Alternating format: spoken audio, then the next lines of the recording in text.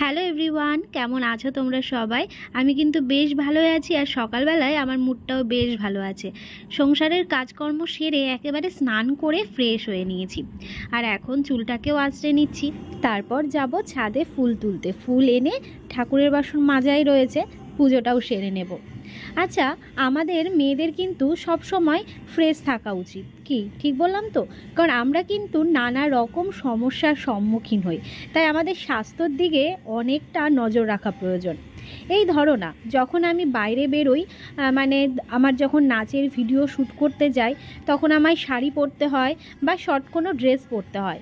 তো তখন কি হয়, হাতে পায়ে যদি অবাঞ্ছিত লোম থাকে তাহলে কেমন লাগে বলো তো? তাই সব সময় কিন্তু সেইগুলো চেষ্টা করি আমি ক্লিন রাখার।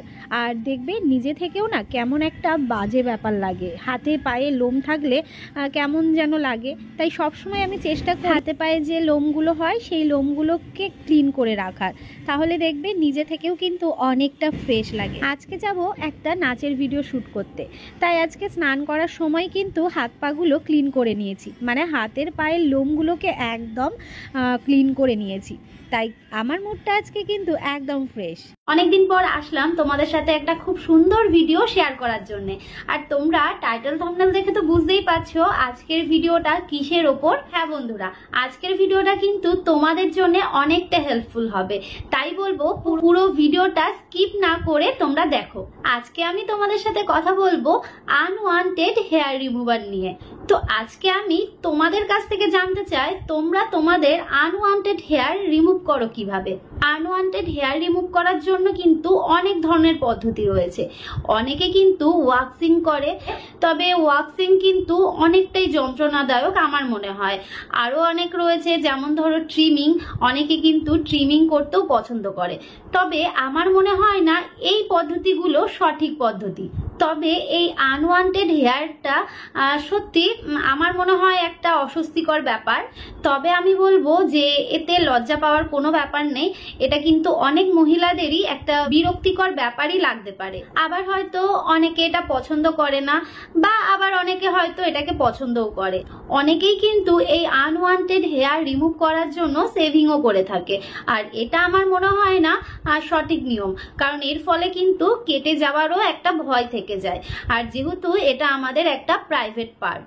আর অনেকে আবার ট্রিমিং করতে পছন্দ করে, কিন্তু ট্রিমিংটা আমার মনে হয় না একদম গোড়া থেকে নির্মূল হয়। তো এই ট্রিমিং করা, ওয়াক্সিং করা বা সেভিং করা, এইগুলো থেকে সরে গিয়ে যদি আমরা সঠিক কোনো পদ্ধতি অবলম্বন করি, তাহলে আমার মনে হয় সেটা আমাদের কাছে অনেকটা স্বাস্থ্যকর আর আমাদের জন্য কিন্তু অনেকটা ভালো। অনেকে তোমরা হয়তো বলবে যে না, আমরা হেয়ার রিমুভার ইউজ করি, কিন্তু সঠিক পদ্ধতিতে সঠিক হেয়ার রিমুভার যদি তোমরা ইউজ করো তাহলে ঠিক আছে। আর যদি সেটা ঠিক না হয় তাহলে কিন্তু আমাদের স্কিনের জন্য অনেকটা ক্ষতিকর। আর ইচিং, জ্বালা, র্যাশ এইগুলো তো আমাদের ফেস করতেই হবে। কি ঠিক বললাম তো? আমার সাথে অনেকেরই কিন্তু কথা হয়, তারা তাদের সমস্যার কথা আমার সাথে শেয়ার করে। তবে জানো তো, ভালো ব্র্যান্ডের যদি হেয়ার রিমুভার ক্রিম হয় তাহলে কিন্তু কোনো ফুসকুড়ি, জ্বালা, র্যাশ এইগুলো তোমরা ফিলই করতে পারবে না। এছাড়াও একটা মস্ত বড় সমস্যা কি জানো তো, ভুলভাল যদি তোমরা হেয়ার রিমুভার ইউজ করো তাহলে কি হয়, আমাদের ইন্টিমেট এরিয়া কিন্তু ব্ল্যাক স্পট পড়ে যায়। তাই বলবো তোমরা সঠিক পদ্ধতিতে, সঠিক নিয়মে সঠিক হেয়ার রিমুভার ক্রিম যদি ব্যবহার করো তাহলে কিন্তু তোমরা এই সব কিছু থেকেই দূরে থাকবে। সঠিক হেয়ার রিমুভার যদি তোমরা ব্যবহার না করো তাহলেই কিন্তু তোমরা এই সমস্ত সমস্যার সম্মুখীন হতে পারো। এবার তোমাদের কাজ হলো তোমরা কি কি সমস্যা ফেস করছো বা কি কি সমস্যার মধ্যে দিয়ে তোমরা যাচ্ছ সেইগুলো তোমরা আমাকে কমেন্ট করে জানাও। আর এখন আমি তোমাদের সাথে আমার কিছু পার্সোনাল মতামত তোমাদের সাথে শেয়ার করব। এমনকি আমি কি ক্রিম ইউজ করছি সেটাও আমি তোমাদের জানাবো। একটা ক্রিম যেটা হচ্ছে এভারটিনের হেয়ার রিমুভার ক্রিম, আর তার সাথে রয়েছে একটা কয়েন টিস্যু। এই ক্রিমটা তৈরি করা হয়েছে সেনসিটিভ পার্টের জন্য।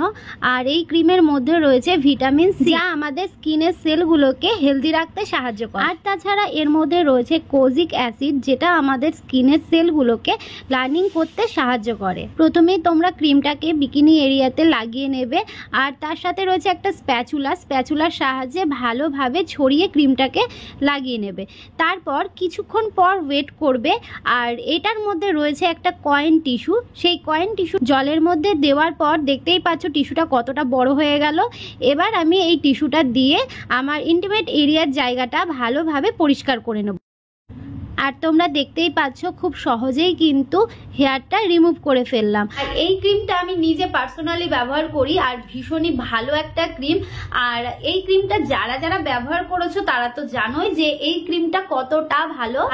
কিন্তু যারা এখনো পর্যন্ত এই এভারটিনের বিকিনি লাইন হেয়ার রিমুভার ক্রিমটি ব্যবহার করোনি তারা ঝটপট কিন্তু এটা ব্যবহার করো। আর এটার ফলস্বরূপ কিন্তু তোমরা অবশ্যই পাবে যে এই ক্রিমটা কতটা ভালো। আর তোমরা এই ক্রিমটা যদি ইউজ করো তোমাদের কিন্তু কোনো র্যাশ, জ্বালা, যন্ত্রণা বা ইন্টিমেট এরিয়া ব্ল্যাক স্পট হয়ে যাওয়া কোনো কিছুই হবে না। আমি নিজে পার্সোনালি এই ক্রিমটা ব্যবহার করে থাকি, ভীষণই ভালো একটা ক্রিম। তো তোমরাও এই ক্রিমটা ব্যবহার করতে পারো। তো আমি তোমাদের বলবো এটা ওটা সেটা এরকম কোনো ক্রিম ব্যবহার না করে তোমরা যদি এভারটিনের এই বিকিনি লাইন হেয়ার রিমুভার ক্রিমটি ব্যবহার করো তাহলে কিন্তু কোনো র্যাশ, জ্বালা, ফুসকুড়ি কিচ্ছু হবে না। তো তোমরা যদি এই ক্রিমটি পারচেস করতে চাও তাহলে আমার ডেসক্রিপশনে লিংক দেওয়া আছে, তো সেখান থেকে তোমরা ঝটপট করে পারচেস করে নাও এই এভারটিনের bikini line hair remover cream.